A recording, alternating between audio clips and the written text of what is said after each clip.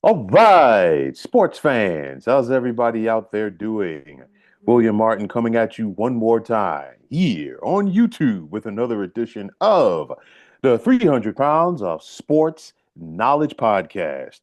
And I have the pleasure of being joined by my brother from another mother. Him and I, we go back more than 3 decades now. And the more that I lose hair, he gains it. Okay, so we are going in opposite directions. But nonetheless, Mark Jenkins, how are you doing on this one, man? Doing good, bro. Good to see you, man. Thanks for having me back. That was hilarious right there. But Yeah, man, trust me, man. It's like I put it out there, man. It's one of those, it's like, I never wanted to be one of those guys, with the George Jefferson, trying to hold on, you know what I mean? But but yeah, man, nonetheless, man, interesting topic that you and I have collaborated on, and we're going to powwow about tonight.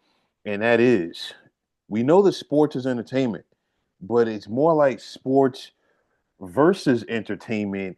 It has the entertainment aspect of sports overtaking the game itself. And I say this because we know that sports is a cash cow right across the board. Nobody's going to argue that, okay, regardless of your league. NFL, MLB, NBA, NHL, soccer, especially European soccer. You pick the country over there, Germany, Britain, Spain, you name it, okay? Boxing, UFC, we can go right down the list, all right? But sports is a cash cow, okay? And I think, the money now more than ever that is funneling itself into sports. I mean, you figure it is a legitimate fight for networks to have sporting events carried by them, whether it's ESPN, Turner, CBS, streaming aspects like Netflix, YouTube, Amazon. We can go right down the list. It is an extreme battle. And the reason is because eyes are on sports. And you think about it from a rating standpoint.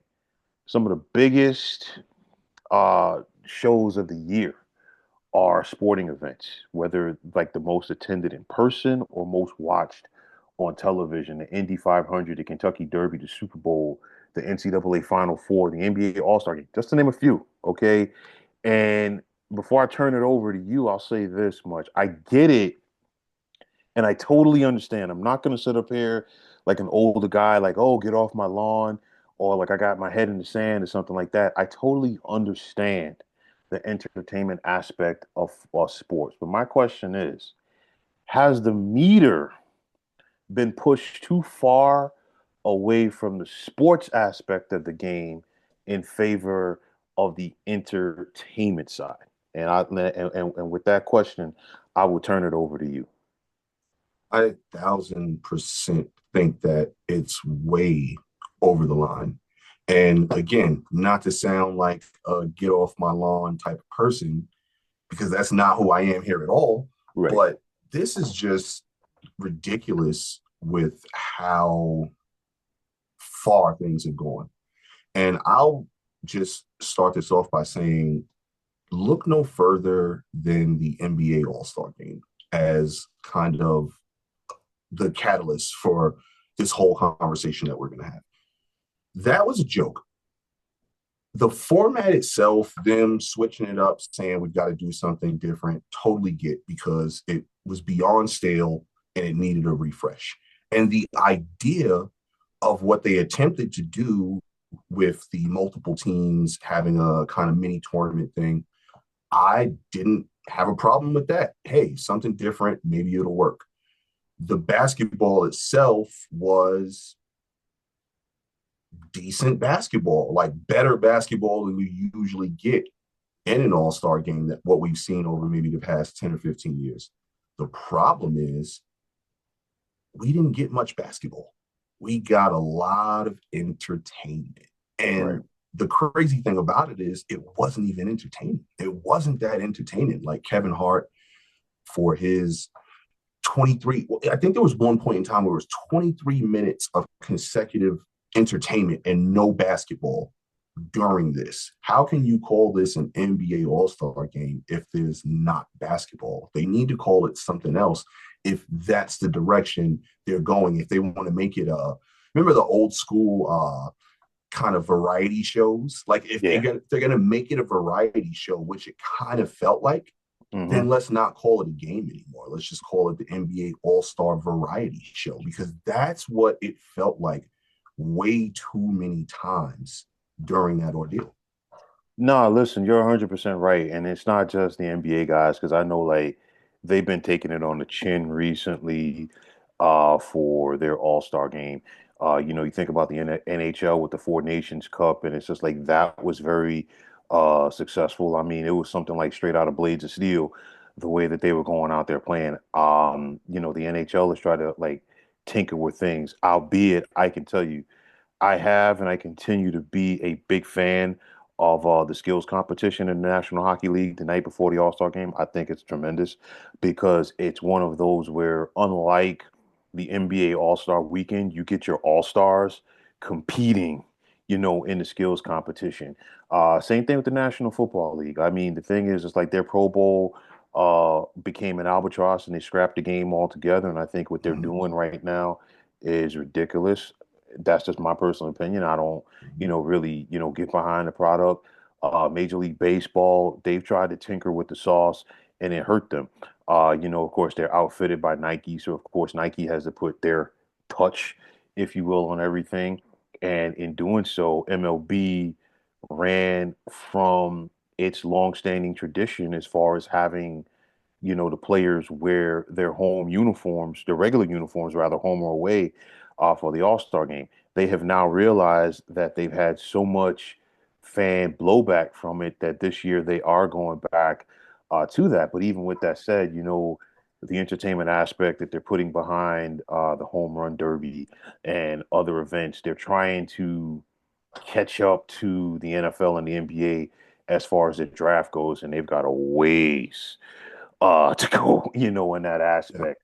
But like for me, I'm like, and again, I ain't trying to sound like an old man, but you know, when we went to games as kids, and I understand that some of these leagues are trying to get in, bring in that new generation, okay? But when we went to games as kids, we paid attention. Okay, we were there because we wanted to be there. And it's one of those where, now there's like so many things to, keep everybody's attention, if you will. You think about the Arizona Diamondbacks, they got a swimming pool. And that was one of the big perks, when they opened that park. I think it was in 1998. The Padres actually have a park, a playground inside of Petco Park out there in the outfield.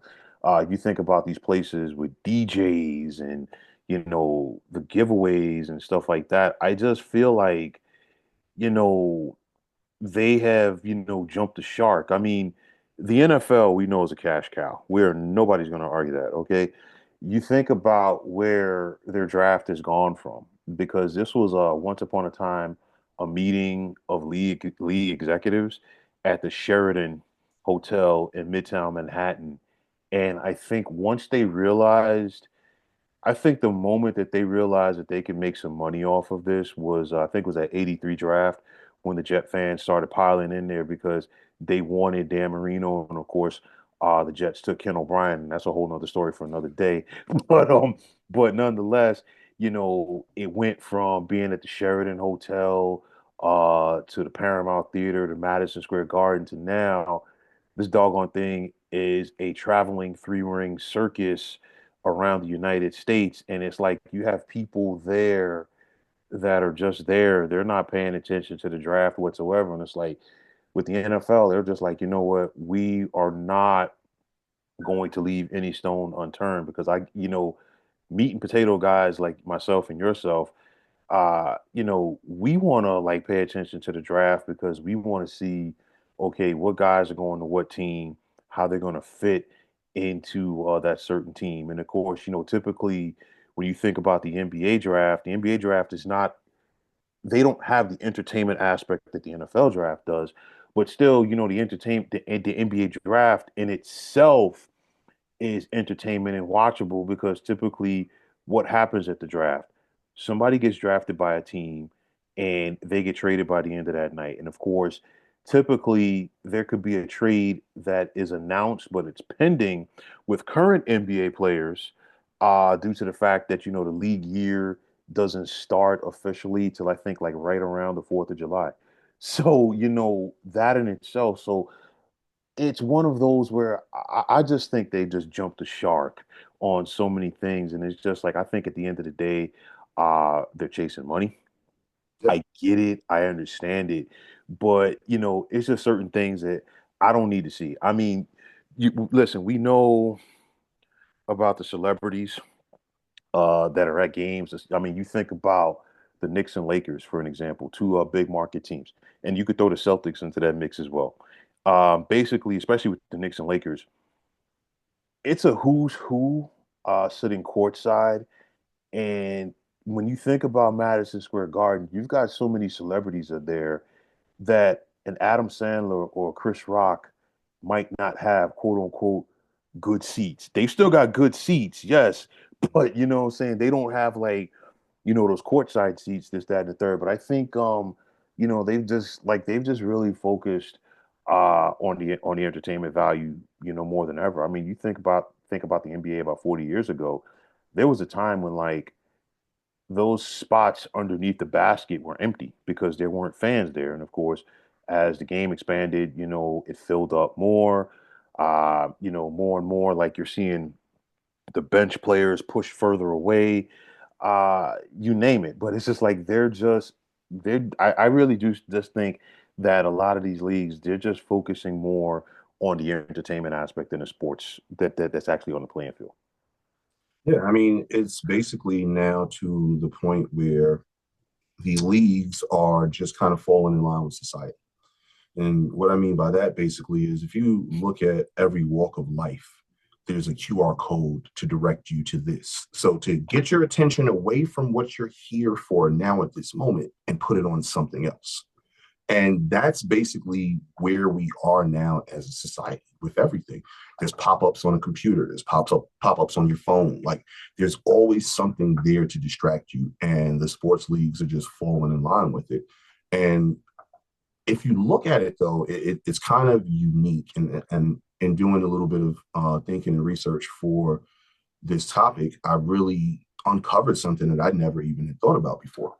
And if you look at the different leagues, for instance, they have different variations of how far they are invested into this new way of the world, so to speak. And what I mean by that is, if you look at the NHL, they're probably the furthest away from the new generation where they're not, they do have some of those things and stuff like that, but it's not as many. And then you look at maybe baseball next and then maybe football next. My point is the NBA is so far gone into this dark trenches, so to speak, that they're now about to find themselves getting screwed by it on the opposite side. And what I mean by that is this: they just negotiated this huge, massive TV deal with NBC, ESPN, Amazon. I forgot what the number is, but it was an ungodly amount of billion Yeah, exactly. dollar Yeah. deal for it. Hmm. So here's why I say they're going to screw themselves. Right now, ratings are at an all-time low. You're going into a new situation with all this money being spent, with ratings being super, super low right now. That's not good. They've got to find a way to address that issue. And the reason that ratings are so low, there's a lot of people contributing this and that. I think one, it's the games are just stale and boring for the most part. The games from, I'd say they play hard first couple of weeks maybe, and then you get a drop off point until Christmas, and then you get a little bit of excitement there, and then you get a little bit more of a drop off point until MLK Day, and then nothing until All Star. So they've got to figure out a way how to fix that issue. And a lot of it is the load management. Like that's a huge part of it. And this is something that we've talked about endlessly on multiple occasions, how it's ruining the game. And if you look right now, the dominoes are all now starting to fall. And unless something is done, the NBA is going to find itself in a really precarious situation in the next 3 to 5 years. And I don't know what can be done because so much has been kind of positioned for the players to be able to do this without any type of real consequence or ramifications behind it. Joel Embiid should be the poster child for this topic. The man has almost missed as many games as he's played in his entire career, and that's just mind-boggling. It was like 463 games played to 413 missed or something like that. Like just that he's your superstar, your franchise player, what people come to see, and they don't know if they pay the money or they come in to see him. So now what happens there? So now the main attraction for being there is not there. And now, yes, you do have other attractions, but now when you got this QR code for this and this pop up for this on the Jumbotron, and we're not worried about this play or showing this replay, we're worried about showing this advertisement for this. When you have all those things come into play, it's just a recipe for exactly what's happening right now.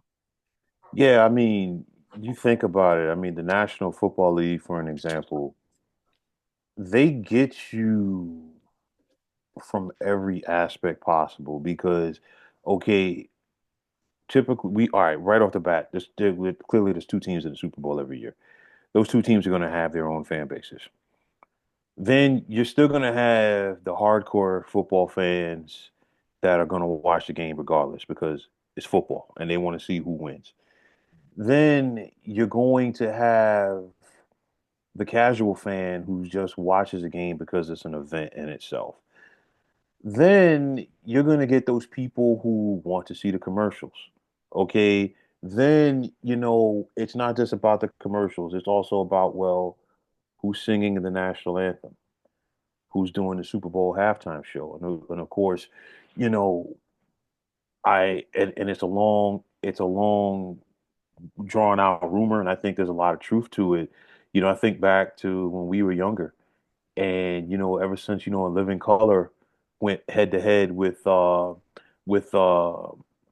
NFL during halftime, every single year since then, the National Football League has made it their business to get themselves a big time bona fide star.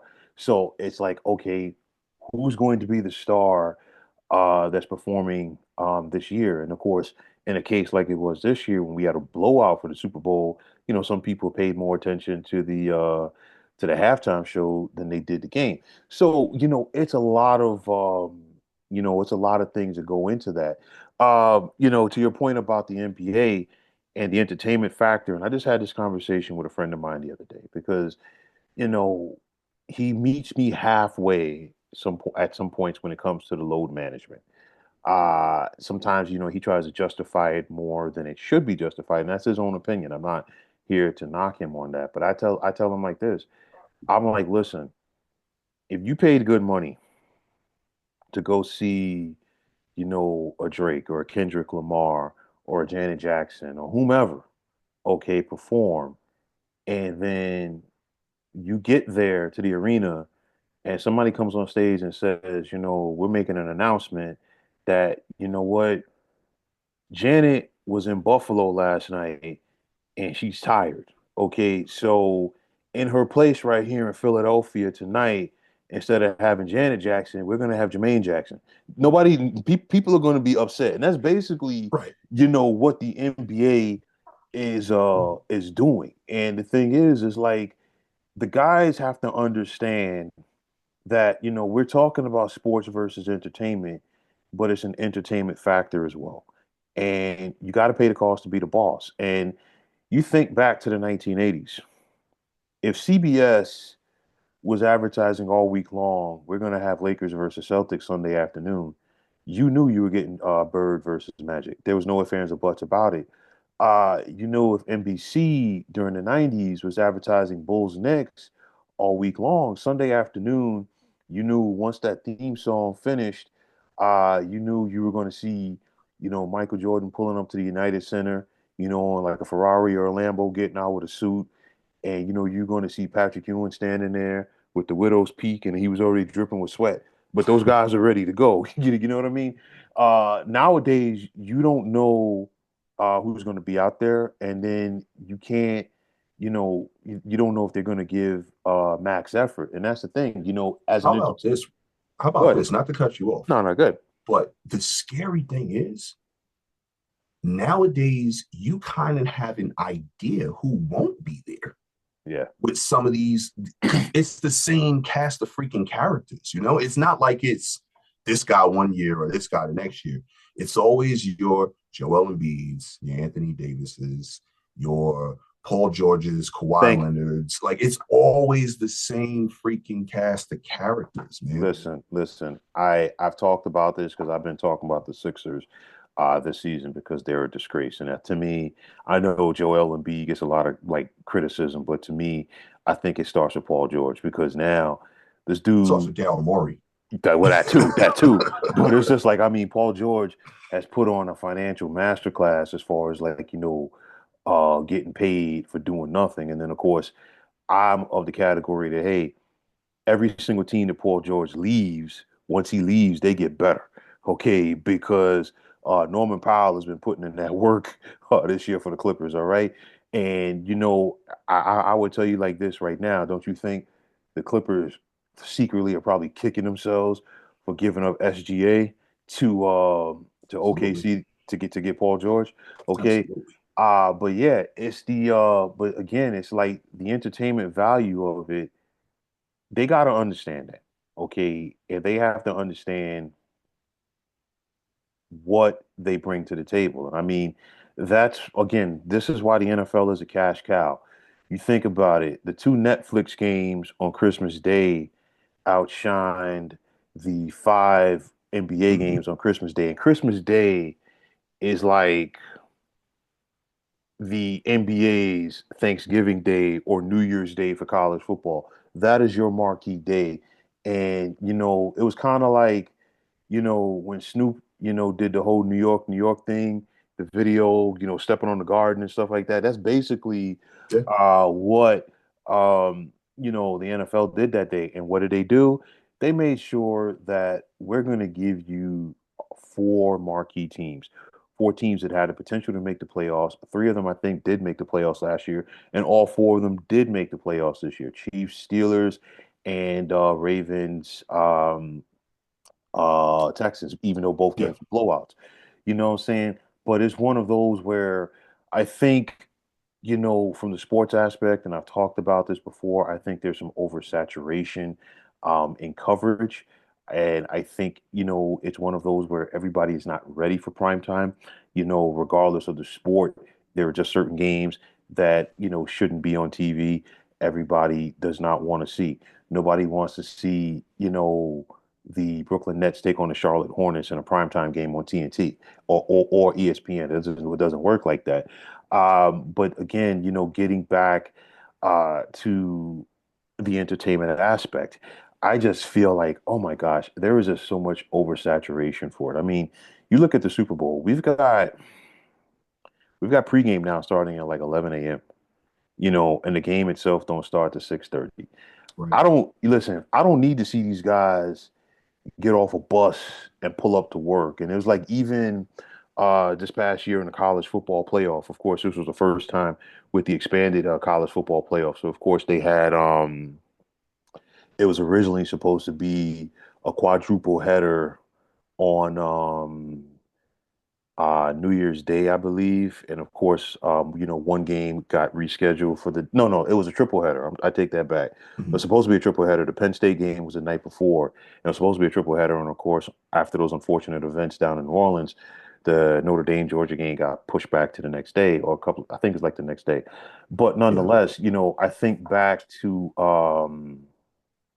the Rose Bowl game this year. It was Oregon and Ohio State, they actually had team buses. I mean, they had cameras on the team buses from there, as well as like the SEC championship game this year, because ESPN has long wanted to get that game back on their networks away from CBS, so they got it, and it's like they actually had cameras on the team buses. It was like the guys left the hotel and they were like filming the coaches and the players on their way to the stadium. I'm like, bro, we've jumped the shark. You know what I'm saying? I'm like, listen, I want to see the game. I understand like sometimes you might have a clip of the guys warming up, on the field, this, that, and the third, but I'm just like, we have completely jumped the shark. And I think the problem is like, part of the problem, for my opinion, is like the network executives.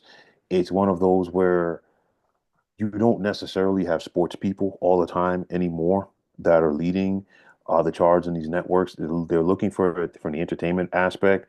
They're also looking at it from the ratings aspect, and they also are looking and I understand this part, from the aspect that sports sells. But I get it, and I totally understand it. But it's just like it's one of those where, in my opinion, it's kind of like, and before I flip it back over to you, it's kind of like going to a buffet and then you still order an entree. There's really no need to order an entree if you already got the buffet because I feel like you're going to load up on your meal there. My point is this, we've got the entree with the main event, which is the game, but then you're trying to like still feed me so much more that really don't need to be there, before the game. That's just my opinion on it. See, I think in that aspect, it's a large portion of it is social media to blame. And what I mean by that is in this day and age, your casual fan and even diehard fan, doesn't matter where, they want more accessibility to the athletes, the entertainers. Hmm. They want to be able to see what they're eating for breakfast, where they went on their last vacation, what new toy they put in their garage, whatever the case may be. They want to see Right. all of this stuff.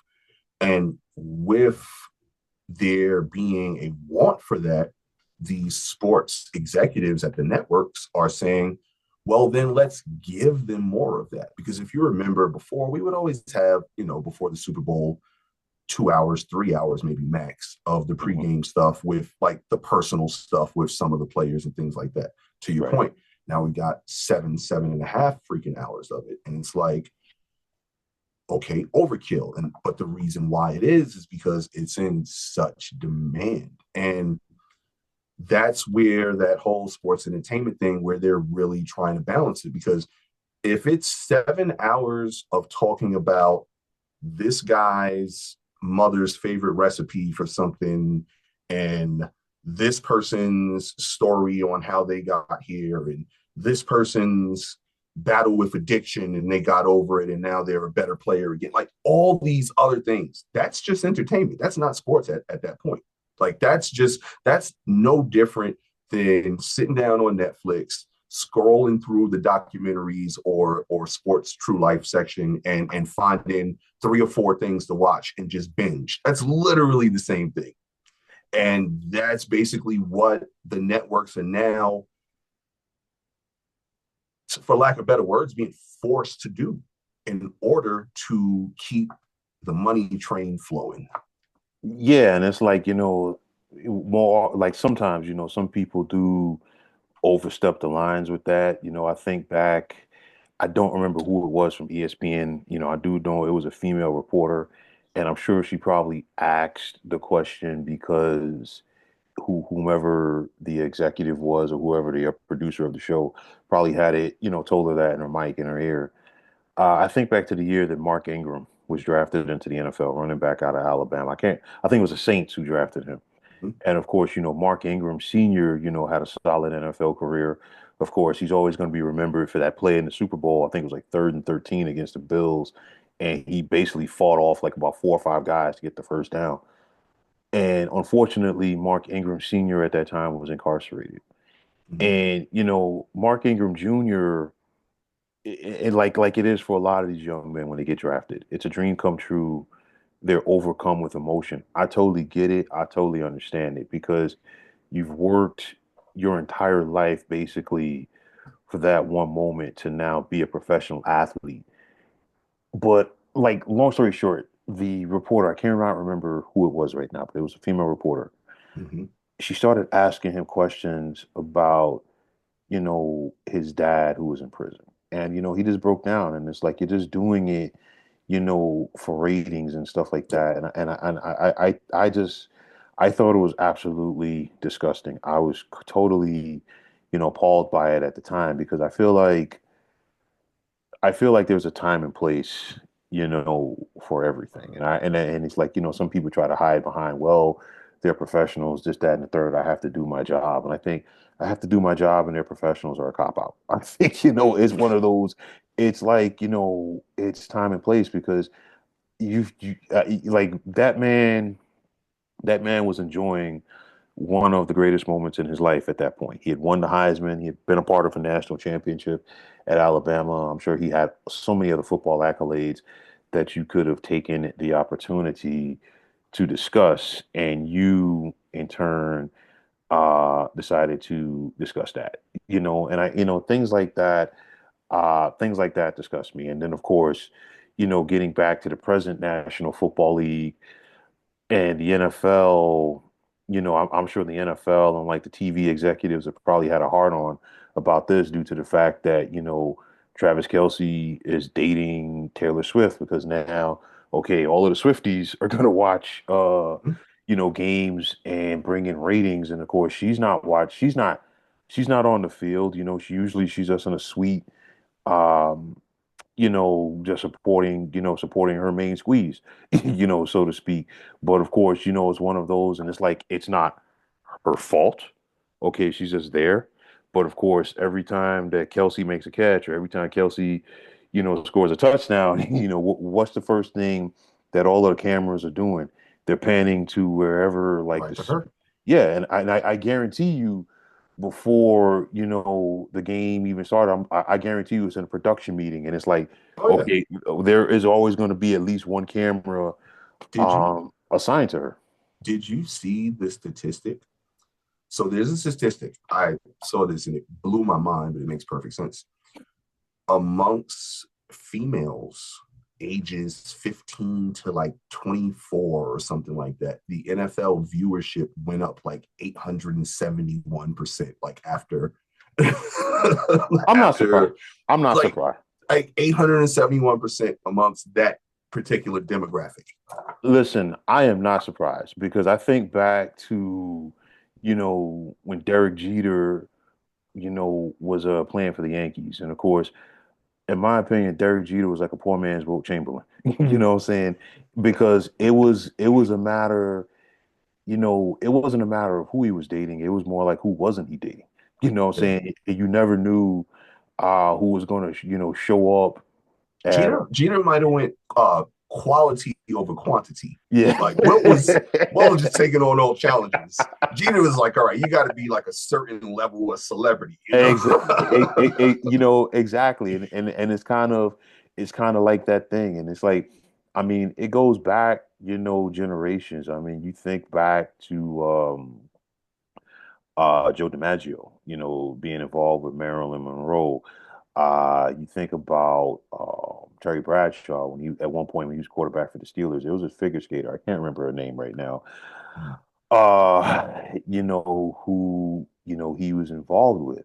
But yeah, listen, it's been there, and I think it's growing more than ever because I think the guys who play in the bigger cities understand it because Mm-hmm. like if you're in like New York or LA for an example, when you win, everybody wants a piece of you. You think about any time that the Giants have won the Super Bowl or like the Yankees have won the World Series. It's just like, those guys are like rock stars. And I mean, I think back to, when the Giants had their Super Bowl run back in 2007, it like it just seemed to correlate during that month. It seemed like every Monday or Tuesday, or even that Sunday night, the Knicks had a home playoff game, and it Mm-hmm. seemed like every single time after the Giants won a game, they were showing up. Like a Yeah, couple of the players were showing up, and then they were getting a standing ovation. yeah. So but I think like now to your point about social media, it's not just a New York thing. It's not just an LA thing. It's like, yo, people, gravitate, to people. And I think people, want to, like to your point, you made an excellent point. People want to be in the know, for, their favorite stars. But it's just like, I feel like, to your point, even with all of that said, we still gotta get back to the games, and like focus a little bit less on the entertainment aspect. I think like the especially the NBA guys, and I've talked about this before and I'll say it again right now. Dude, leave the podcasting alone until you're done. Okay. You look Paul at George. Here we go again yo, with Paul George. yo, Like he's the poster child for so many things, man. Yo, between Paul George in the NBA and Micah Parsons in the NFL, it's like, listen, you saved that for Shannon Sharp and Chad, and you saved Yeah, that, done. Right. for Gilbert Arenas, and Swaggy P and all these other guys. It's like, listen, their careers are in the rearview mirror, and it's like now, but you're focusing on too much of the stuff that you really, shouldn't focus on at the time. Um, and I think we gotta get back, excuse me, to, the sports aspect of it. You know what I mean? I think back, you look at like the World Cup for an example.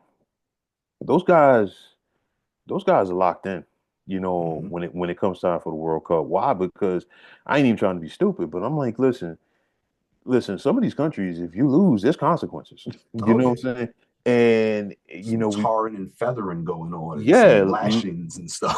but I think like, some of these guys, they're trying to get involved with like the entertainment aspect. You look at MLB now, they're trying to like embrace, the culture of like fireworks and like dancing and showboating and hot dogging after a home run.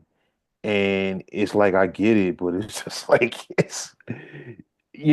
for me, not to sound too long-winded here, regardless if it's been whatever the sport, I feel like the showboating or the hot dogging, should be saved for like, your star players, the guys who could go out there and and back it up. It's like if Dion wanted to high step in his day and get to the end zone and do his dance, that's Dion. Right. Okay. Nobody was sitting up there trying to see, okay, maybe, I'll just throw it out there, maybe like a Myron Guyton, who was a darn good safety, but nobody was wanting to go out there and see him dance. It was like it was a star appeal that came along with things. You know what I'm saying? No, I And totally agree. yeah, and it's like, and I say that because baseball now, we've got guys who are like hitting 180, uh, who want to stand at the plate and like showboat after every, home run. Of course, you're hitting 180, so basically you're either hitting a home run or you're striking out a lot, Right. striking out like 3 or 4 times a Joey game. Gallo. Oh God. I mean, listen, I had this debate with somebody on Twitter a couple of years ago because they wanted to argue with me that Kyle Schwarber is a great player, and and I'm like, listen, he hits home runs, but you shouldn't be an all-star if you're hitting 190. I'm sorry, there's no, Right. there's no way to justify that. But yeah, it's the entertainment aspect of it. It's the gratification, look at me, uh type scenario, if you will. And I just, again, I'm not trying to sound like a broken record. I ain't trying to sound like an old man or whatever like that. But it's just like I just think we've jumped the shark, and I think it's not going to happen because the genie's out of the bottle. But I would really love to see some of these leagues focus a little bit more on the games, and a little bit less on the entertainment aspect. I understand the merchandising because there is a boatload of money in that. Okay. And Mm-hmm. That's So why we much. that's why we see some of these teams in the NBA, without exaggerations, have about 10 uniforms each year because and They they want change you to them. buy more. They want you to buy more jerseys. Like, That oh, that I got to get that one. Oh, that's a nice color. Oh, yeah. Like, yeah, that's it. It's like, I mean, listen, you look at the Celtics jersey that's literally right behind me. It's like, if you have, and this is Paul Pierce right there.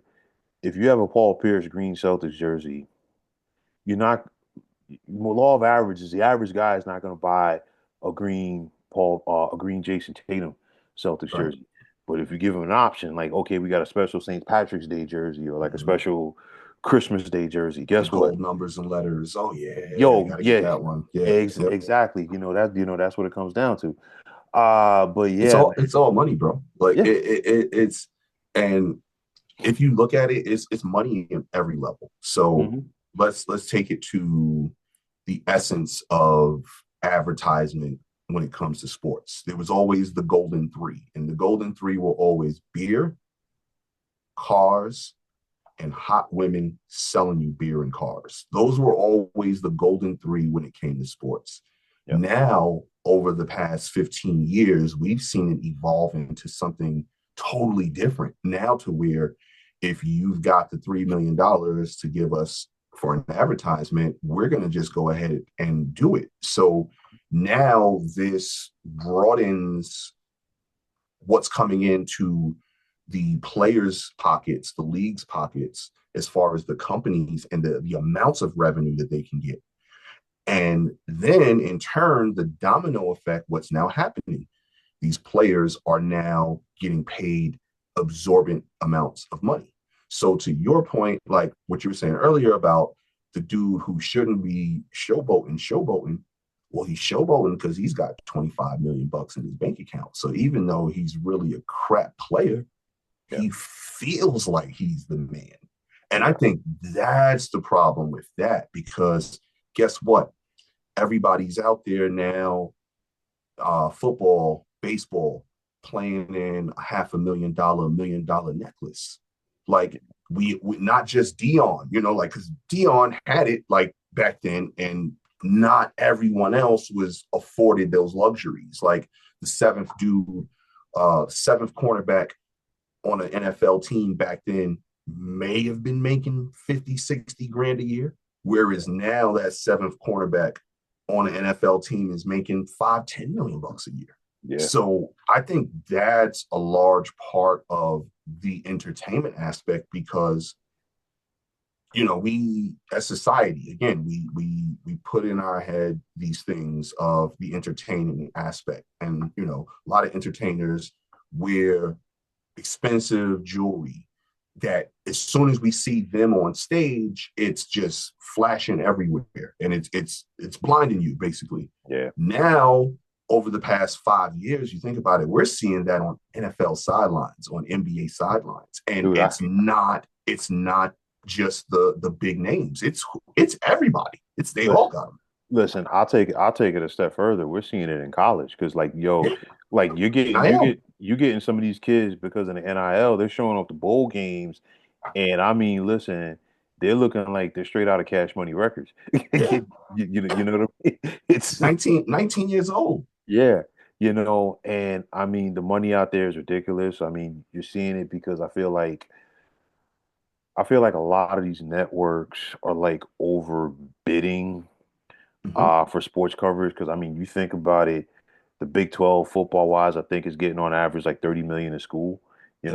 from their television deal, and I'm like, from top to bottom, the Big 12's football prowess is clearly nowhere near that of the SEC or the Big Ten, but it's just if you can go out there and sell water to a whale, and again, some of these networks are so I'm not going to say desperate for coverage, but they kind of are, Yeah. which is, preluding to something like I think you and I could talk about in a couple of weeks, when this Pac-12 media deal comes down, because I think some of these, then the Pac-12, they're not going to get Big Ten type money, Mhm. but it's one of those where if you get a CW involved, if you get a Turner, Warner Brothers, CBS involved, there's still going to be some cash out there for you to get.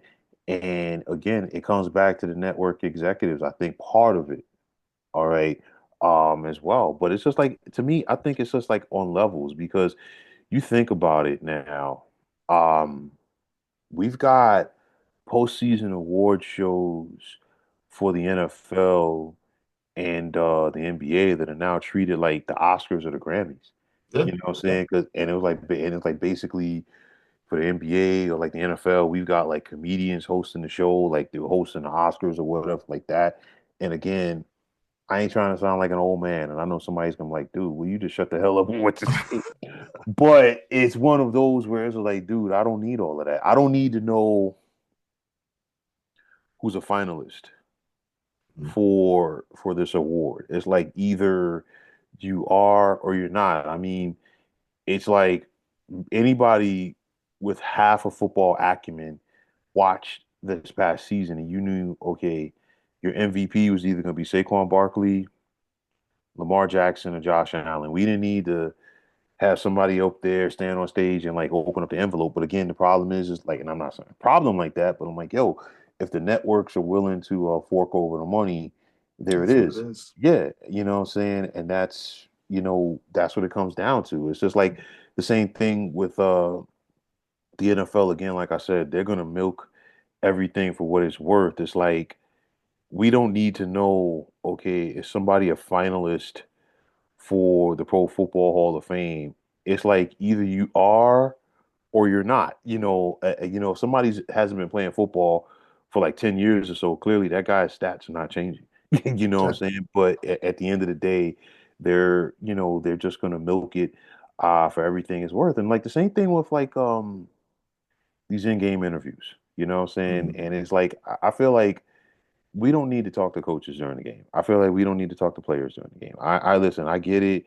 If maybe you want to talk to a guy at halftime as he's leaving the field and see, okay, what is he going to do for the second half as far as a coach?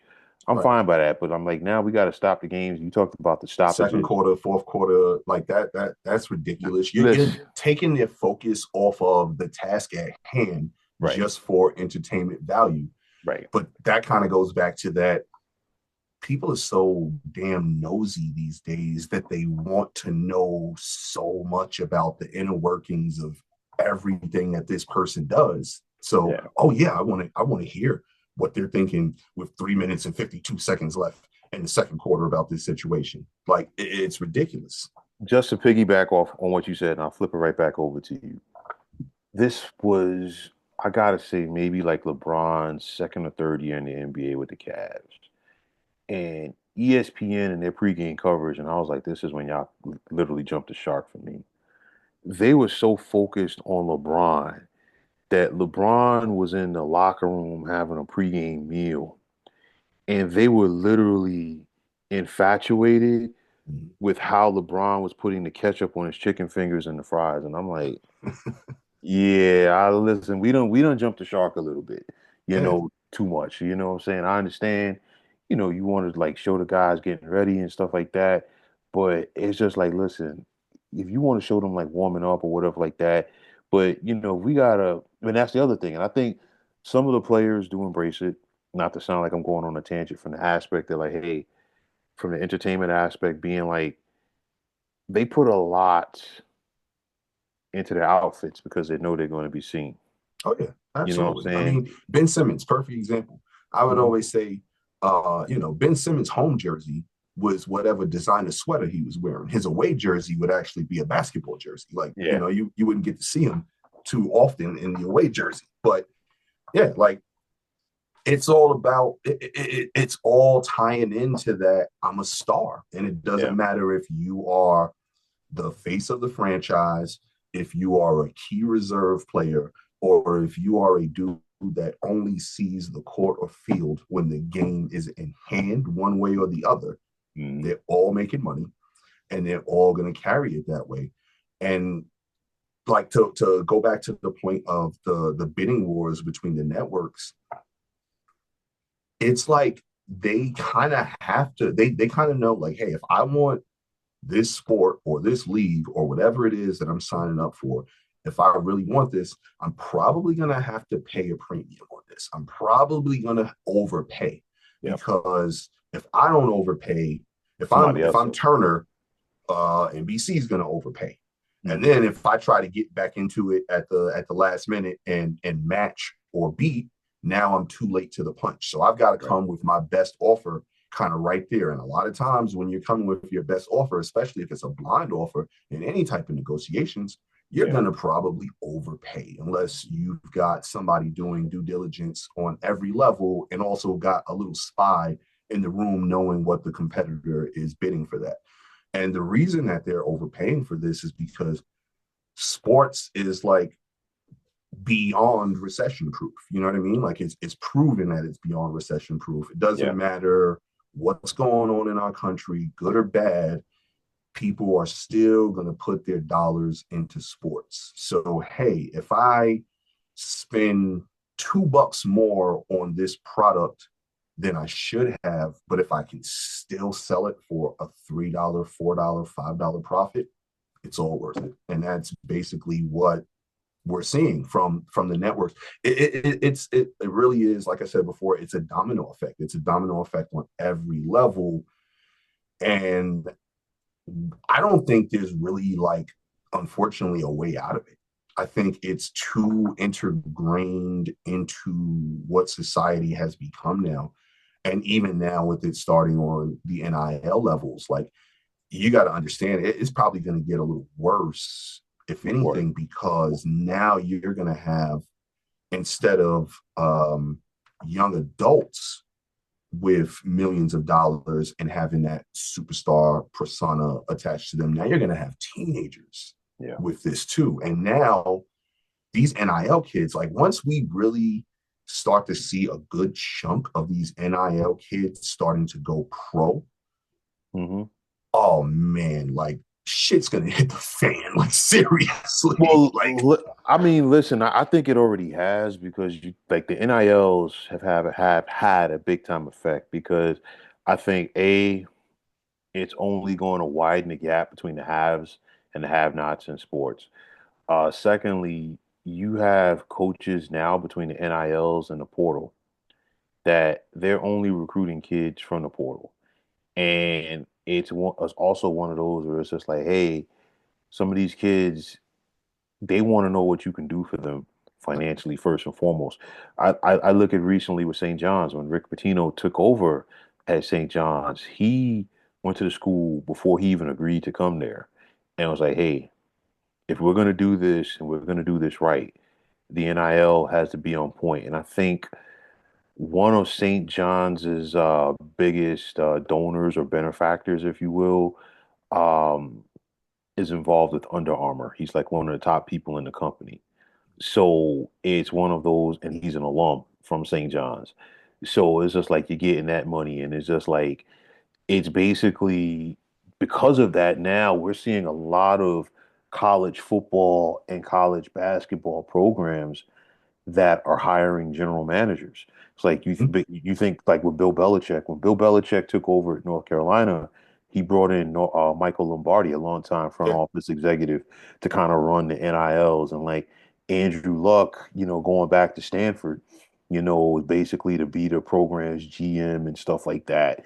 So it's already there. And like, we talk about the entertainment aspect, something you touched on earlier, and I want to circle back to it as far as the NBA.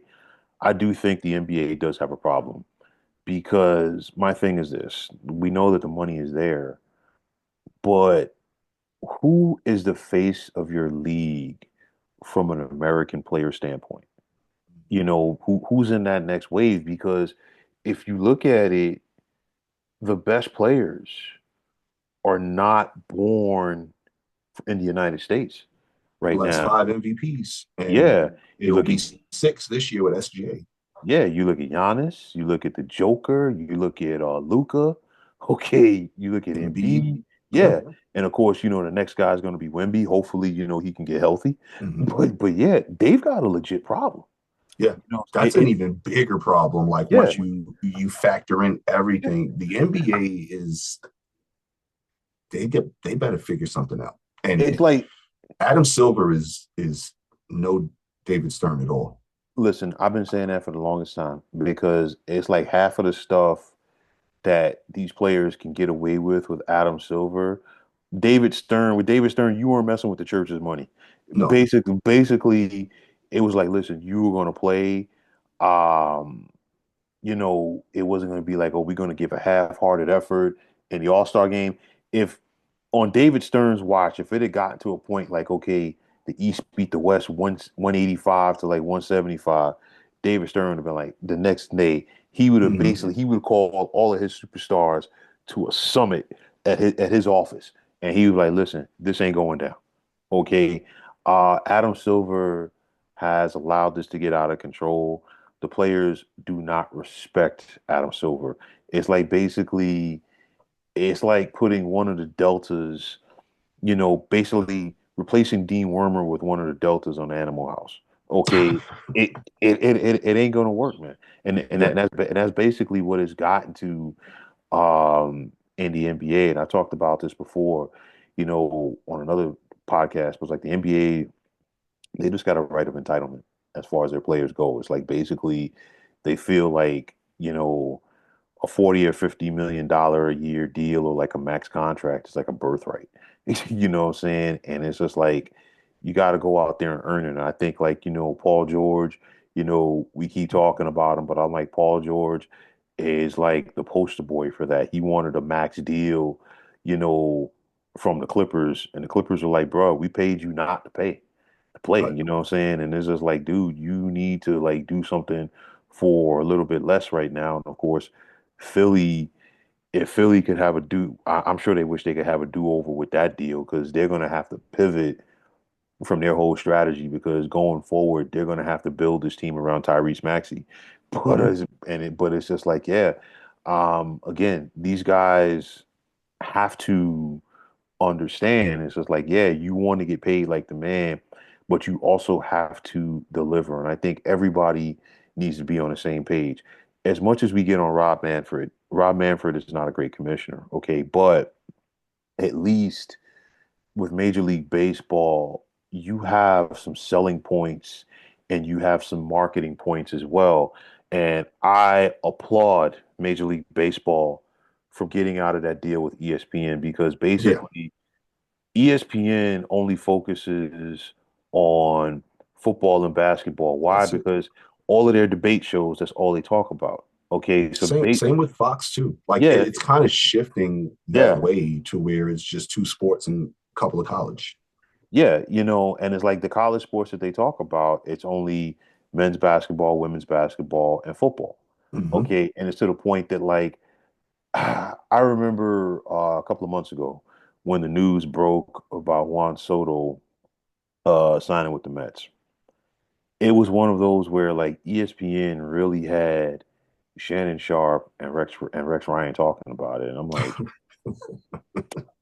okay, yeah, exactly, and Right. I'll leave it right there.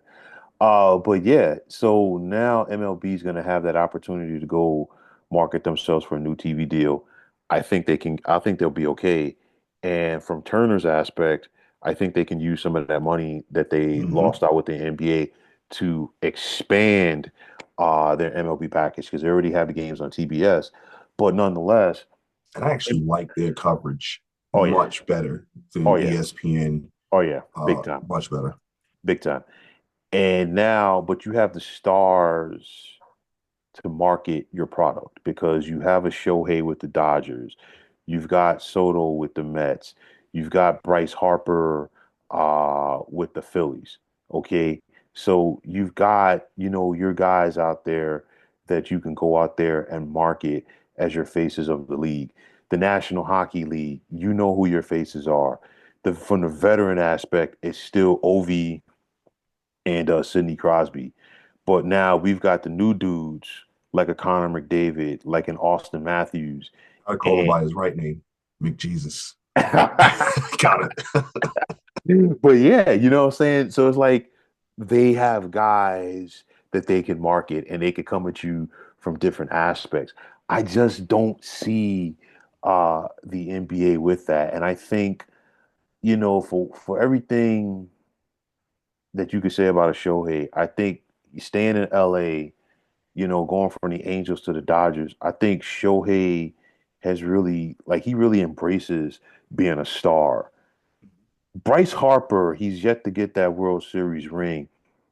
But Bryce Harper has shown he's not afraid of the big stage. And that's No, what you not at all. need. That's what you need out of your star players. Juan Soto, we know that Juan Soto can deliver in October. He did it with the Nationals. He did it with the Yankees As a last year. kid. Yeah, the Yankees just didn't have enough firepower to match the Dodgers last year.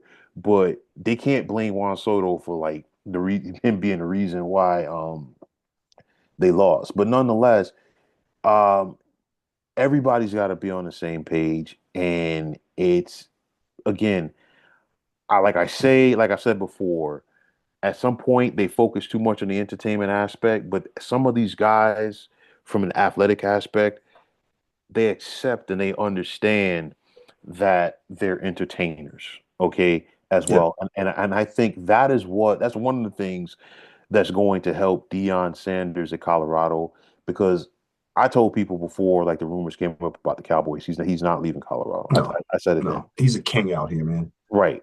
Deion, you know, if ever there was a guy that the spotlight was meant for, it was Deion. Okay. And now he's going to show these kids how to get it done as well.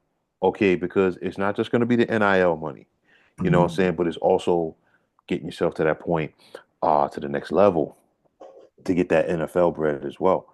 You know what I'm Right. saying? So Dion's been a guy to embrace it. And I mean, I think the sports and entertainment, they're going to be intertwined and they're going to consistently and always be intertwined.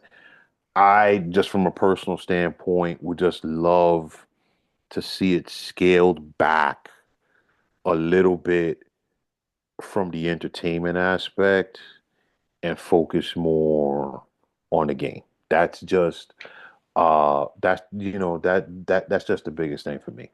But honestly, baseball and hockey could use a little injection. So, like you were saying, with them, they have the stars all across. Like there's no back in the day where there was oversaturation of all the good players on X amount of teams. Let's call it 6, 10 teams or whatever. Now you've got stars spread out all across the leagues in both the NHL and MLB.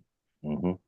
They're still missing the boat on properly marketing those stars like the NBA has done successfully for years. What I Hmm. think is maybe they should take a small portion, not a lot, a small portion of the NBA's um, star marketing strategy and implement that for the help of their leagues because I think they are relying on something that the NFL has no problem doing, and that's just it's we're about the shield of our league. And the NFL can do that because the NFL is the NFL. They're going to be king. They're the big boys on the block. That will never change in our lifetimes and probably lifetimes after that.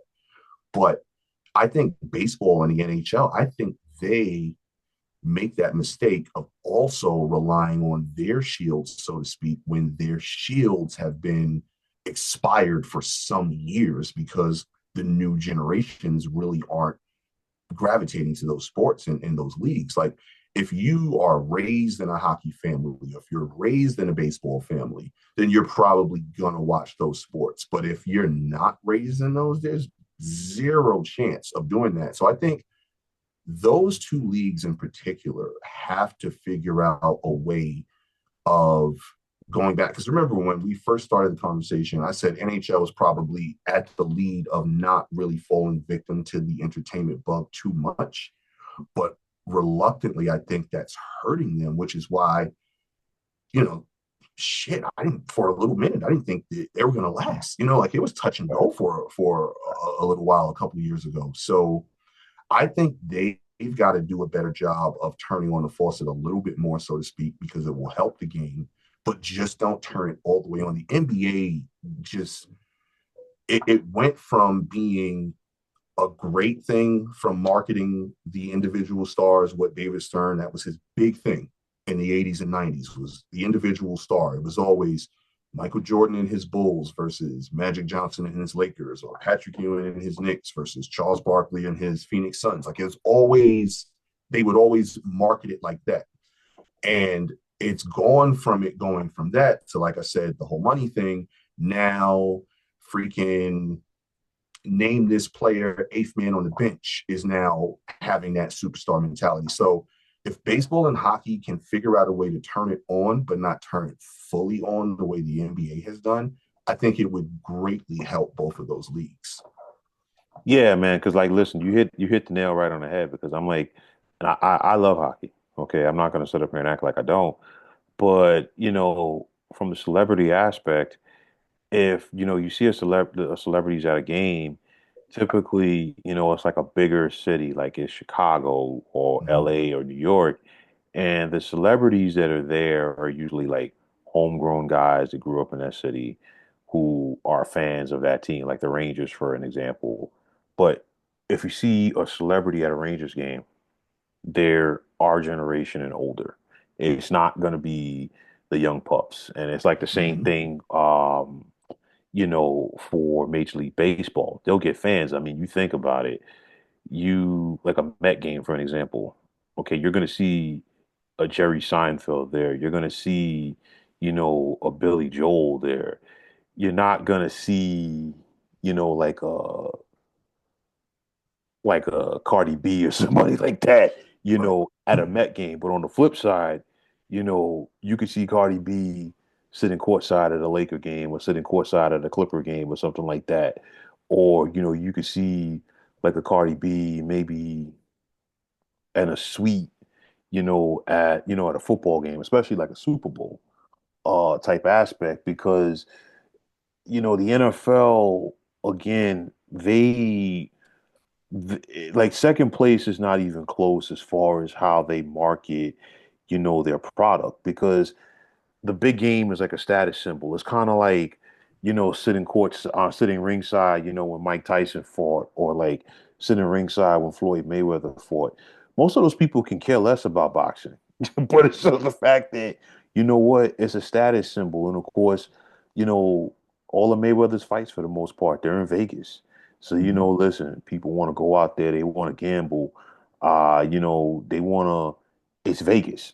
You know what I'm saying? And it's Right. kind of like, a status symbol. So if you're throwing down 20 G's to sit, ringside, for the fight, it's just like, yo, I'm just throwing this down because, yo, it's nothing. And it's just like, Right. yeah, the fight is part of your night, because it's like, yo, you probably chill, pull up, in the limo, to Caesar. Not, no, it's no longer Caesars, because Caesars really doesn't have fights anymore, but like more like MGM Mm-hmm. out there. And then after that, you know what? Let's go throw down a couple of racks at the tables, and you know what?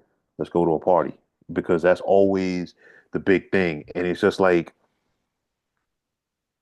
from the entertainment aspect, I think the NHL and the NB and the MLB, they need to catch up with that. Why? Because when you think about the NBA All-Star game, it's not just, you don't just go to the All-Star game. It's like, yo, which celebrity's throwing a party at the All-Star game that weekend? Because Right.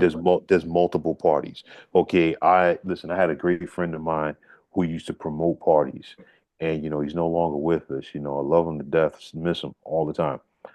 But every single year, wherever the NBA All-Star game was, he was there promoting parties. Mm-hmm. Okay. And it's the same thing for the Super Bowl. It's like, basically, as that week goes Mm-hmm. along, like in preparation for the game, more and more celebrities, are gravitating to that city. And it's all about, okay, who's throwing the party and where. And that's something that, we don't have with MLB. That's something that we don't have um, with the NHL. And it's one of those where it's just like, I think both the NFL and MLB, we've talked about this in the past, not MLB, the NBA rather, they've been helped, by the hip hop culture.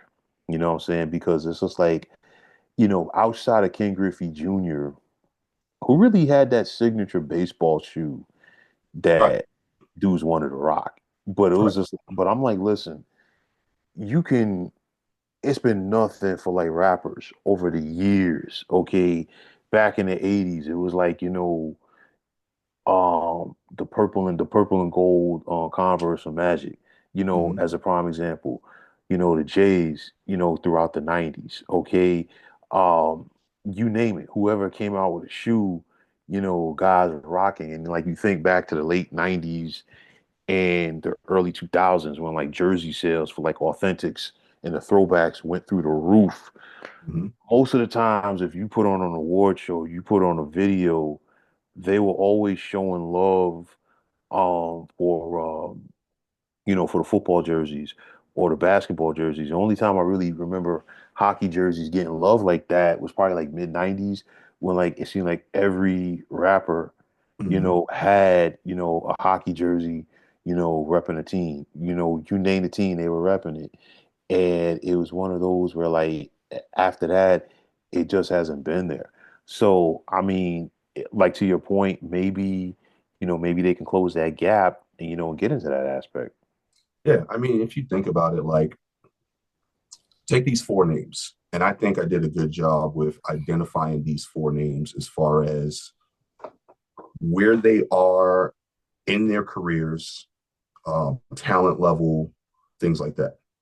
So let's go Connor McDavid, Juan Soto, Shea Gildress Alexander, Josh Allen. All pretty much about to get close to that prime. Young Hmm. stars, not super young, but younger stars that are Right. established, like top of their sport. Like, no argument that each of those players are in the top five of their sport.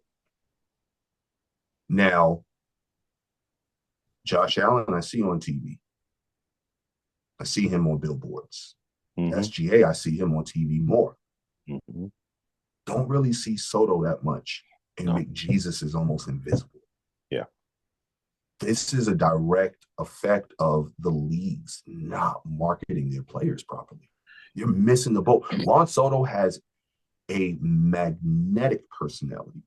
Hmm. There's no reason he should not be on television more. There's no reason. Baseball's got to figure out what to do, and I think their representatives individually can get more opportunities for them. But I think it's maybe a combination of the players union, maybe the commissioner itself, the league offices, whatever, stepping in and saying, hey, this is frowned upon if they do this, or this is frowned. I don't know what it is. It's got to be something, because there's no reason that a dude like Juan Soto, who has charisma, who has a magnetic personality, who is young, who is at the top of his sport, why is he not on television? I think that, you know what?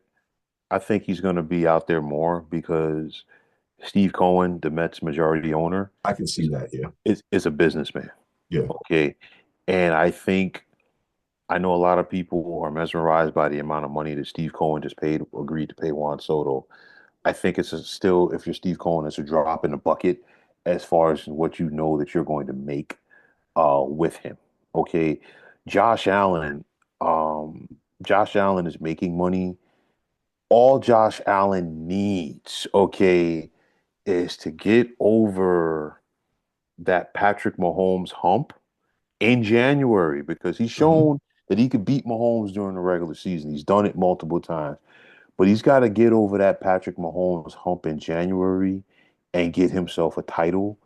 And you know what? I think his stardom will skyrocket because NFL players are so marketable when they win. More importantly, Mm-hmm. NFL quarterbacks Yeah. are so marketable when they win. You think about Eli Manning. A friend of mine always says Eli Manning looks like he has two left feet. But Eli Manning basically became the Giants' version of Joe Namath when he knocked off the Patriots because Yeah. it wasn't that he knocked off the Patriots, he knocked off the Patriots and Tom Brady. I Right. mean, you look at Jalen Hurts. it's like people talk about him differently now than Hmm. they did 1 month ago because you won the Super Bowl, you outplayed Patrick Mahomes, and you earned that Super Bowl MVP. I think some of it, unfortunately, marketing is part of it by the leagues. I totally agree. But also the cities that some of these guys play in. No disrespect to Edmonton, but you think about it, a couple of generations ago, Gretzky, cried when he left Edmonton, but it was like for the betterment of the league, with him going to Los Angeles. SGA, as great as he is, it's not the same appeal in Oklahoma City, and that's no disrespect to anybody who lives there and who's from there, as you would if SGA was in a New York or Chicago or But Miami here's the thing with and that, though. LA. Hmm. He's probably in the smallest market of those four, Yeah, but you see him on TV more more. out Yeah, of those four. That's yeah, the mind blowing part yeah, about this, yeah. bro. Like, But that's the thing that I just sit back and I'm like, NHL, MLB's got to get better because here's this guy in OKC, and you see mhm. him on 3, 4 commercials if you're watching a game. And And this guy, McDavid, is probably a better player in his sport. he And is. I don't see him. Listen, I listen for me, I think, and this is where hopefully the NHL, can build upon the momentum that they have from the Four Nations Cup. But your two best young stars, okay, McDavid and Austin Matthews, Mm-hmm. they're not going to play each other that often because okay, Eastern Conference, Toronto with Matthews, Western Conference, McDavid with Edmonton. But you've got to find a way to get them on national TV. And Yeah. it's not just a TNT coverage. Especially now with football over, we're seeing the NHL on ESPN and on ABC on Saturday and Sunday afternoons more. Make sure those guys are there.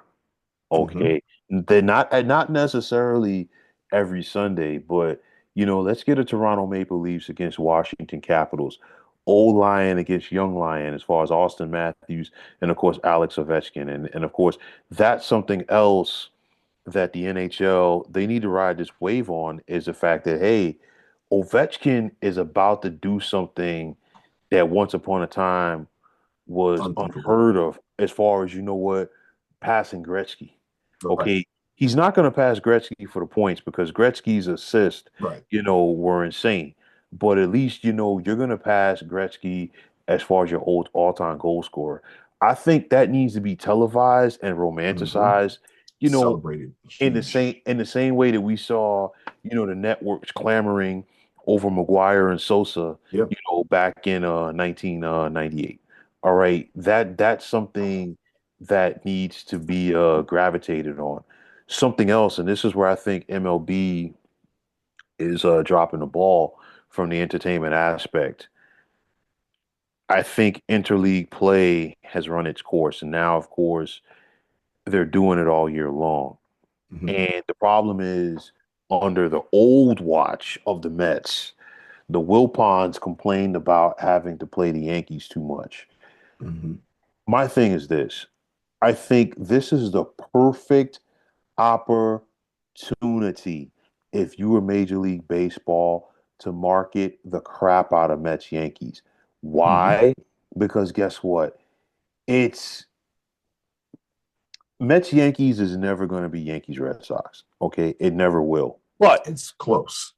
But now you have a guy who, in the prime of his career, spurned the Yankees to go to the Mets.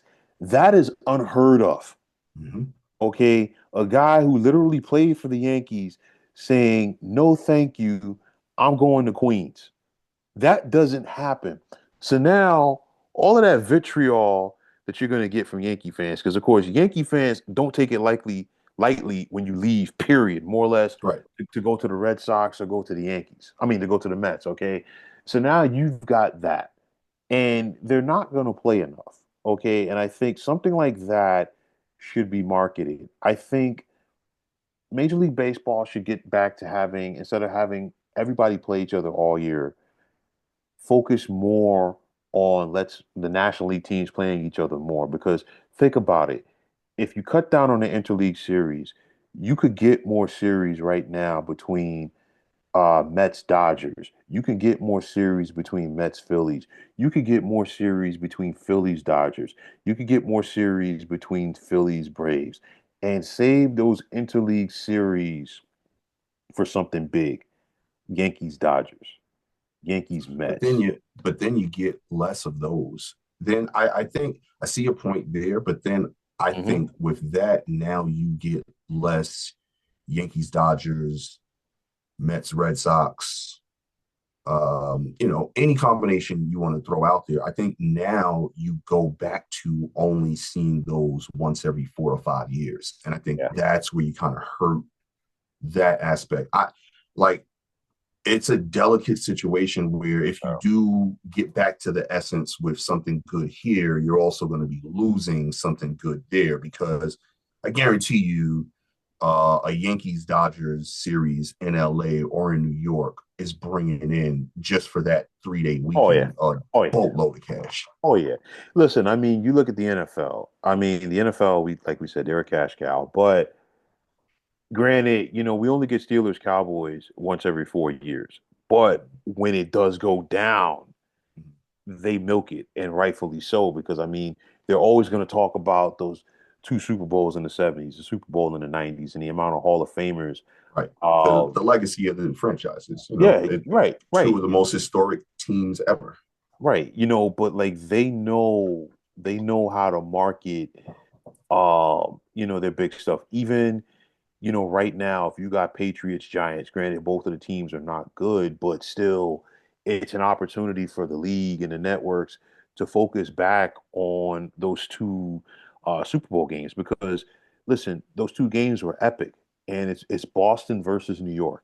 You know what I'm saying? So there's always going to be a rivalry there, regardless of the sport. I think back to last year, another missed opportunity for Major League Baseball. I feel like Phillies Mets in the playoffs was not marketed as good as it should have been because you The have playoffs aren't marketed as good as they should be. you have two long-standing rivals Mm-hmm. that are separated by about 90 minutes. Right. There is no love lost between those fan bases. Mm-hmm. Okay, first time that they're meeting in the postseason. And it's not the first time that Major League Baseball has dropped the ball in that because I feel like only times that I think Major League Baseball has done a good job of marketing rivalries in the playoffs when we got Giants A's in the World Series in 1989, Mm-hmm. and anytime we got Yankees Red Sox, and in 2000 when we got Mets Yankees in the World Series. Mm-hmm. But you go back a couple of years ago in the postseason, we had Giants Dodgers, and you think about how historic that rivalry is. That rivalry literally spans two coasts. Yeah. Okay. You had Dodgers fans who hated Giants fans when both teams were in New York. And of Mm-hmm. course, now that they're both in Cali. And I think the Giants won 107 games that year in the regular season. The Dodgers won 106. And I feel like the series was not marketed well enough. And it's one of those where, like, when you think about Dodgers Giants, it is literally a who's who of Hall of Famers that have played for both of those teams to the point that the Dodgers, and I'm going old school right here, the Dodgers really could have had Willie Mays. All right, Mm-hmm. because Jackie Robinson saw him play in the Negro Leagues. And Jackie Mm-hmm. Robinson went back to the Dodgers and said, hey, y'all need to sign this kid. Of course, the Dodgers didn't. The Giants did, and the rest is history. But nonetheless, I mean, it's a who's who at every position. You can go right down the list: Orlando Cepeda, Willie Mays. Then you go over to the Dodgers: Duke Snyder, Jackie Robinson, Pee Wee Reese, Roy Campanella, Ron Say, Steve Garvey, Mike Piazza. We could just go right down the list. All right. Okay, but Major League Baseball didn't market it. When you knew with the NBA in the 90s, if you were going to get Bulls Knicks, oh, they were going to chalk it up. I think back to when Kobe played and he had those two series against the Celtics in the NBA Finals. David Stern was still alive. I'm sure David Stern had a hard on for that. You know what I'm saying? Because anytime you can get Lakers Celtics, okay, there's always going to be some nostalgia, whether it was Bird against Magic and Kareem, whether it was Bill Russell against Wilt and Jerry West. They're always going to talk about it. But yeah, to your point, man, they've got to market it more. Yeah, I mean, like you know, you're talking about historical stuff. Let's even talk about like current rivalries. So right now, in my opinion, the hottest new rivalry in baseball right now, Dodgers and Padres. Hmm. Where is the marketing? Where is the proper marketing in this rivalry? Because Yeah. this thing is serious. These two teams do not like each other, and they're both really good. They both have talent laden rosters, but what is done marketing wise, and hopefully, you know, fingers crossed, shoelaces crossed, toes, eyes, whatever. Hopefully, now that ESPN has been removed from the equation, hopefully something more is done to interject life into that. And you know, I'm not super hopeful because we've seen what we've seen over the past 30, 40 years of what baseball does with marketing, and same with NHL. Like, you know, you mentioned both of these guys previously, and Crosby and Ovechkin. Here's a perfect example of the NHL had their perfect opportunity to do a Magic versus Bird type of thing and really put all their eggs in those guys' baskets. And they kind of half assed it the whole way through these guys' beginnings, primes, and even now at the twilights of their careers. So the NHL's got to, again, I don't know what it is with those two leagues that they just feel like we don't have to do anything innovative or outside of the box. Like we're just going to be us.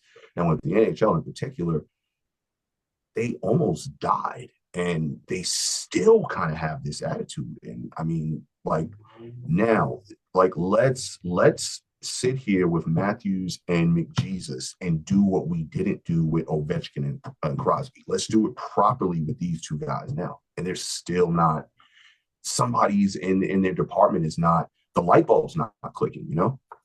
Because the thing is, it's like they're just focusing on their fan base and they're not thinking about Right. broadening it. You know what I'm saying? And it's like the NFL, good, bad, and indifferent. It's just like they feel like we've got fans everywhere and we want to market it to them. I'm like, listen, at some point we're probably going to see a regular season NFL game on the South Pole. Okay, Yeah, seriously. they Like they're literally leaving yeah, no stone unturned, you that's how know. powerful that shield is. Like Yeah, it is the gold standard of yeah, logos. Like yeah. that thing, if you look at an NFL commercial versus an NBA commercial, the first thing you see before you see a player's face is that shield first. Yeah. Then you see the player's face. And NBA, it's the exact opposite. the NFL, I think they know how to market their stars, and I think what Mm-hmm. helps them is the fact that, hey, since their season is so short, you're guaranteed that you're going to see their stars unless they're injured Mm-hmm. or it's the last game of the season and somebody's already clinched home field advantage. And you know what? We're going to rest our guys and keep them fresh for the postseason. But other than that, if Chiefs Bills is advertised, you're going to see Josh Allen against Patrick Mahomes. If Ravens Bengals is advertised, you're going to see Joe Burrow against Lamar Jackson. It's not going to be, well, Lamar's resting this week because of load management. All right, here's Tyrod Taylor. Yeah, yeah, yeah, yeah, pretty much. It's a stunt So double. yeah, so like we're not we're not getting all of that, man. So it's the narrative behind it. You know what I'm saying? And I think that's something that is going to hurt the NBA because this is like, they're kind of like, we don't care. They have a we don't care type ass like idea or like mindset. Oh, like that's how they come across. And it's just like, I mean, PK Subban. I know he recently went scorched earth on them, about stuff, Yeah. and he was right about it. I can, Yeah, he was dead on with so much. yeah, you know what I mean? So it's one of those where that whole narrative, has got to change for them. You want to be entertainers, but there's a responsibility, that comes along with it. And I think, you know, like college football is understanding that with their playoff now because it's like, for the championship game, they always make sure they bring back the legends or some legends from those schools, this, that, and the third. And then it's like basically Matthew McConaughey, as an example, is kind of like, he's like the Texas football team's 12th man. Wherever Right, they go, he's there. You know what I'm right. saying? And if Ohio State's doing good, LeBron is gonna, show up. And of course, this time at the championship game, it was LeBron and Bronny. You know what I mean?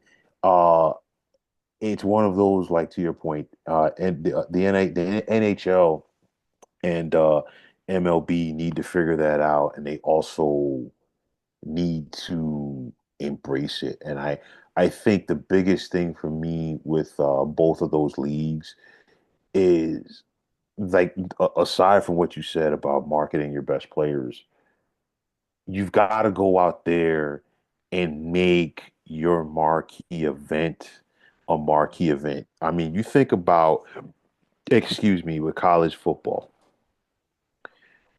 whereas the Rose Bowl is the granddaddy of them all for bowl games. I feel like the SEC championship game is that way for conference championship games, and it's treated as such.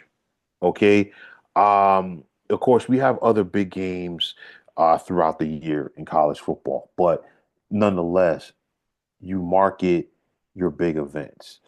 The World Series needs to be marketed better. I would like to see them go back to having game one on a Saturday or Yeah. a Sunday, and having all eyes on your sport. Make it an event. Make it like, what, we're going, like I know they tried to do it this year with the Ice Cube. Was it Ice Cube representing LA? Yeah. Uh okay, and then of course Fat Fat Joe, Joe. Yeah. representing NY. You got to do more. You know what I'm saying? You've gotta like, market, you gotta bring in some celebrities, that people want to see. And I hate to say Yeah. it, but it's just like it's entertainment and you gotta embrace it. Here's another thing though, too. Like Hmm.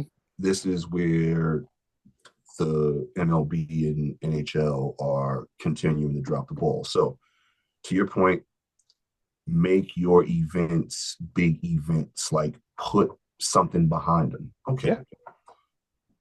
MLB and NHL, for whatever reason, they think at the beginning of the playoffs, let's cram 4 games on a Tuesday and start playing these games at 2 o'clock in the afternoon. If you look at it, the NFL and the NBA would never do that. No, The NBA, they have the same amount of teams as the NHL, same exact playoff structure, but they don't do that. no. They will give you 2 games a night, maybe 3. Maybe they'll give you 2 games on TNT and They'll one they- on NBA Network or something they'll like that. they'll do it the first weekend because it starts The right, weekend, right. not a Tuesday. Yeah, yeah, yeah. Like, cause like you figure when the playoffs start in the NBA, that first batch of game ones is a Saturday, and you get the quadruple header, Mhm. and then it's the same thing on Sunday. Then from there, throughout the week, it's like a double header or a triple header. And again, Yeah, this is what we were saying with right, MLB. They need to start their postseason on a Saturday or a Sunday right, and get all eyes on it. And you know what? right. It's one of those where you know what? You can't be afraid to go up against football on the weekend. You know what I'm saying? Exactly. Because it's gotten to the point where it's like, yo, it's the middle of the season for the NFL, but more people are watching that as opposed to watching the World Series. And Yeah. I think, having the Dodgers Yankees in there was good. Honestly, I think MLB would need to get the Dodgers back in the World Series this year. Well, they're probably going to be there with that team. And aside from all of that, because in October anything can happen. Yeah. But I'm saying from the standpoint that you know what, sports is entertainment. You kind of either A, need that team that everybody wants to see, or Mm-hmm. B, you want that team that everybody wants to see Hates. lose. Yeah. And I mean, you look at the NFL for an example. How many people watch the Super Bowl to watch the Chiefs lose? Oh, Hope, tons, because tons. it's gotten to that point. All right. Um, at the NBA last year, you had Celtics Mavericks in the finals, and it was a mismatch from the word go, but Mm-hmm. you still had star power for the Mavericks and Luka Doncic and Kyrie Irving. And of course, it's the Boston Celtics. So of Well, course, here's another thing though, too. You've got that buildup. mhm, Like you've got that every round, more excitement, more anticipation, the buildup. With baseball, you're not getting that buildup because guess what? You probably missed the first 2 or 3 games of this series because you were at work. Like, yeah, think about it. You've got, and it's just 8 teams I'm throwing out here in 4 games. So let's say it's Minnesota versus Toronto, um, Milwaukee versus Chicago, Yankees versus Red Sox, and Dodgers versus Mets. Now, all of the teams that I named second are the lower seeds. I mean, the higher seeds. So this is what you're going to have. You're going to have that Yankee game starting at 7. You're going to have that Mets Dodgers game starting at 9:30, 10. And then those other 2 games, everyone else is at work and they have no clue unless you are a rabid fan of these teams. You have no clue what's going on with those 4 teams. So now whichever teams win out of those rounds and advance to the next round. So now let's say, for instance, you go into the second round and now you've got Yankees versus Twins and you've got Dodgers versus Cubs. No one knows who the hell's on the Cubs, what they're good at, what they do best, what they're invested in. No, same mhm. thing with Minnesota. So now you're just watching this series as just Yankees and Dodgers series.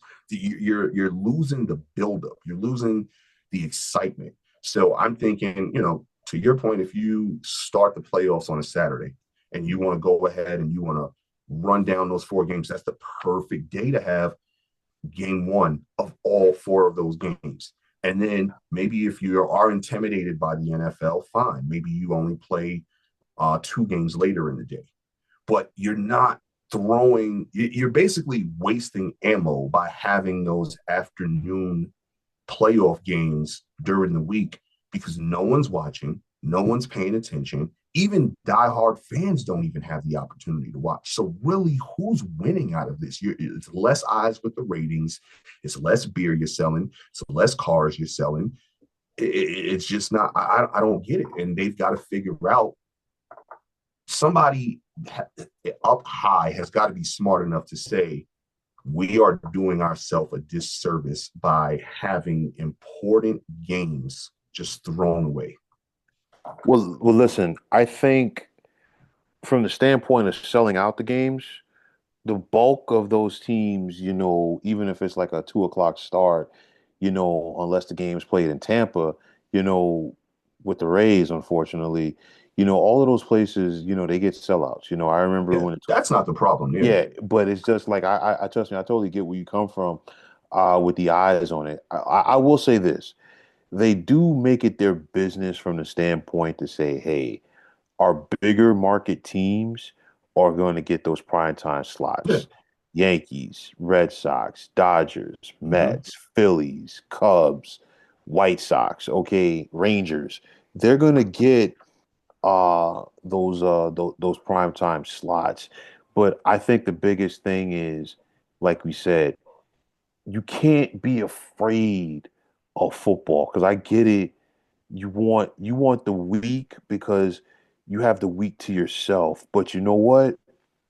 Let's get all of those eyes on there to the standpoint that you want to make it where if somebody's at a bar watching the game, you want them to say, "Hey, you know what?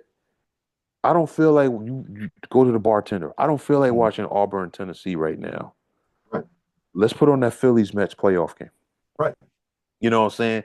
Let's watch that. You want to get it to that standpoint.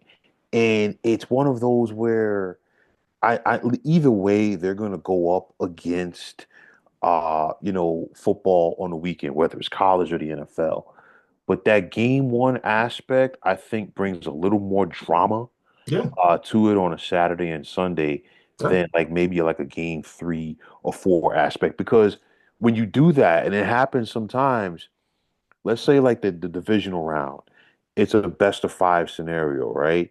Mhm. Typically, by the time that the weekend comes around, somebody's already up 2-0, and you're kind of Yeah. like, all right, hey, this series is over with. So I will watch that college football game instead of this playoff game. Yep. Bingo, bingo. Yep. And I mean, you think about it, okay? NCAA tournament. Does it start during the week? Yeah. The conference tournaments for college basketball, which are about to kick off in a couple of weeks, do they start during the week? Yeah, but That's what they something not broken. yeah, it's not broken, and what they have going for them, it's a one and done scenario. Yeah. You know what I'm That saying? that system doesn't. It's flawless. Like Right. again, it's kind of like March Madness is its own shield. Yeah, Where it's bigger than college basketball itself, so to speak. So yeah, that's they can do whatever the hell they want, and they're still going to get those eyes regardless of anything. Rob Manfred needs to grow a pair and really take this back to some 90s wrestling stuff and transform himself into Eric Bischoff and not be afraid to take on Vince McMahon. yeah. Listen, pretty much, and it's like I think he needs to stop like making excuses. I think back to like everything, for a long time with Mike Trout, as far as like why Mike Trout, wasn't marketed better. And of course, it's so unfortunate with what we've seen with him with the injuries because we're talking about a guy who's a 3-time AL MVP, easily could have been 5 or 6-time AL MVP, but the injuries just overtaken him. But nonetheless, the question was posed to Rob Manfred more than one time: why are you not marketing? Um, Mike Trout more. And it's kind of like he took a standoffish approach. Oh, don't ask me, ask him type deal. And it's just Mm-hmm. like, dude, if you market this guy right, there's money there for everybody. And you're talking about Mike Trout basically playing in the shadows of Los Angeles, being Anaheim. Right. You know what I'm saying? It's right there. Now, you take a guy like Shohei. Shohei went from the Angels to the Dodgers. He won. And even before he did win, Shohei already got marketed more just off of his New Balance commercials Yeah. alone. All Yeah. right. So it comes and I think what helps Shohei, the Dodgers ownership gets it. Mm-hmm. Okay. They get it from the entertainment aspect. This is why I think Juan Soto is going to be okay now because I think for the first time in his professional career, he has an owner that gets it because I think Hal Steinbrenner with the Yankees could have done things for him if Soto had committed long term but nonetheless, it's still, even if Soto had committed long term to the Yankees, it still would have been Aaron Judge's team. Mm-hmm. He's going to the Met. Absolutely. I He's, think that was a huge reason yeah, in his decision making. yeah. Now he's going to the Mets. He's clearly the guy. And you have a guy who's looking to market his team. He's looking to revitalize that area because anybody Mm-hmm. who ever went to New York and went to a Met game, whether it's Shea Stadium or City Field, it's nothing but junkyards around there. Okay, That's all Lit- it's over there. literally. Okay, so you have a guy that's looking to market and change that narrative. This is why I think it works. I think it's going to work with Soto and Steve Cohen working together because this is a guy who understands the entertainment aspect. And like I said, there is an entertainment aspect of it.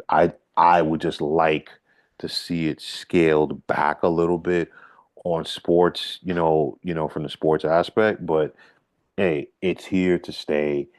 It's not going anywhere. And I think the people who will continue to have success by it are the people, who embrace the entertainment aspect. And I think the NFL, they have milked and they will continue Mhm. to milk that cash cow. Listen, I know Kelsey just said he's coming back for 2025. I feel like it's probably going to be his last year. Okay. Mm. But I'm sure the NFL, they would not bat an eye if another one of their players started dating a celebrity. I know like there's a Oh, not at rumor. all. I know like there's video of I think like Ice Spice and Sauce Gardner in a mall together, and like there's a rumor that they're dating or whatever like that. Cardi B and Stephon Diggs. Hey, listen, Yeah. if hey, if it works out and some of these guys get on a playoff run, trust me, Right. they're gonna run with it, man. Oh yeah. Oh yeah. They Absolutely, man. I just think, my final kind of thoughts on this is I think, and I know this is not going to happen, but in a perfect world, if we could just kind of siphon some of the extra entertainment from the NBA and the NFL and kind of spread a little bit over to the MLB and the NHL, I think we've got a level, decent playing field where it's not so over the top with these mm-hmm. two leagues, and these two leagues are actually benefiting a little bit from it. But that's just my selfish want, and I know it probably wouldn't happen. I mean, listen, even like boxing has like embraced it because like honestly, boxing has a long standing thing from the entertainment aspect. I mean, you think about, like it being like a who's who um, who's always like as far as in a boxer's entourage, the celebrities, always want to be, intermingled, with the boxers. I mean, you think about, the infamous night, unfortunately, when Tupac got killed, Mm, what's that infamous shot? As soon as Mike Tyson, I forgot who Tyson fought that night, but yo, he mm, was walking back to the dressing room, and who right, stopped him? Who stopped him? It was Suge and Tupac.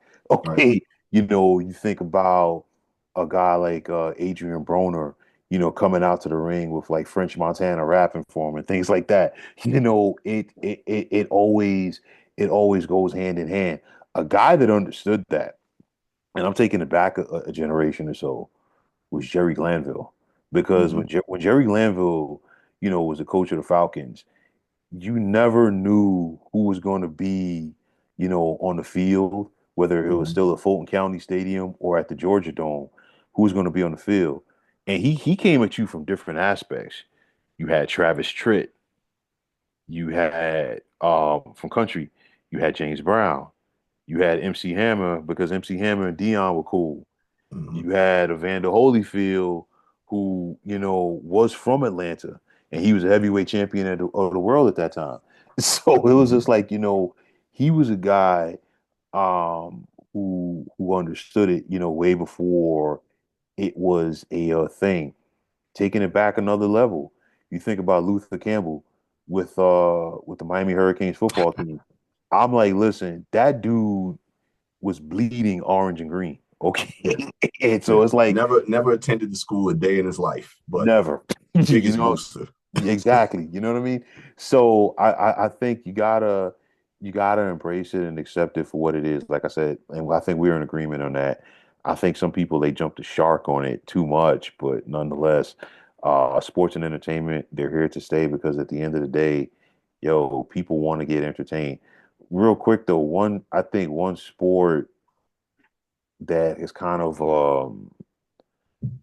had success on a global scale and they haven't had to deal with it too much is soccer, because it's just like, yo, I feel like, yo, people like, you don't need all the extra like lead up for like a soccer match, and it's because it's like, yo, like cats are ready to go. Yeah, Even auto racing, because you think about it, man. All right, biggest day of the year for auto racing is always Memorial Day. You got the Grand Prix of Monaco for Formula One to start off the day. You got the Indy 500, and then you got the Coca-Cola 600. When it comes to being in Monaco on Memorial Day out there in the harbor, it's kind of like a who's who of celebrities that are there. I think back a couple of years ago when Lewis Hamilton had one of his victories in Monaco. Dwayne Wade and Chris Bosh were like the first people to greet, and Gabrielle Union were like the first people to mm, greet him at the finish line. It's even like with tennis. It's like, there's no like hoopla for the U.S. Open. There's no hoopla for Wimbledon or whatever like that. But you'll see celebrities in attendance, Yeah. to like cheer on their favorite players, or in some cases, their countrymen. You know what I'm Hmm. saying? But I think definitely the NHL and MLB need to do more. That's just my final thought, man. Absolutely, bro. Yeah, man. Listen, I think this was great. I think we covered a lot, and like I said, I gave like a little prelude to something that we could definitely talk about in a couple of weeks, and that's the this upcoming Pac-12 media deal, because I think a lot of pieces to the puzzle are going to be put in place after that. But listen, as always, thank you so much, and you've gotta plug us in with what's going on with the Kitchen Sink podcast, man. Thanks for having me as usual, man. Always love being here with you. Podcast just kind of on hold right now. Just kind of got my voiceover stuff going. Just Mhm. finished doing my animation demo for that. I'll be getting that back from producer and director after they put sound effects, music, all of that good stuff on it. So Okay. just really pushing forward for that. Kitchen Sink will be back once I kind of get a little more normalcy with life flowing how it needs to flow. Listen, trust me, totally understandable. Sometimes, life takes the precedence. It's like I had a couple of moments, recently for me where I had to like take a step back, and deal with like real life situations. So trust me, I definitely know where you were coming from that. Yeah, I got to But remind myself sometimes it's only 24 hours in the day, you know? listen, man, things happen, man. Yeah, Think things happen, and at the end of the day, we're only human. We're no different from anybody else, man. right. You know, but for all you folks out there that like or did like what you heard and saw on this podcast, you always got that like button, as well as subscribing to this channel. We always try to keep the content up to speed, crisp, and something. We always try to find topics that we feel that you would enjoy. And if you, like I said, if you like what you saw, please feel free to hit that like button, as well as subscribing to this channel. Like I always say, if you're on Twitter, please feel free to follow me at 300 pounds of sports.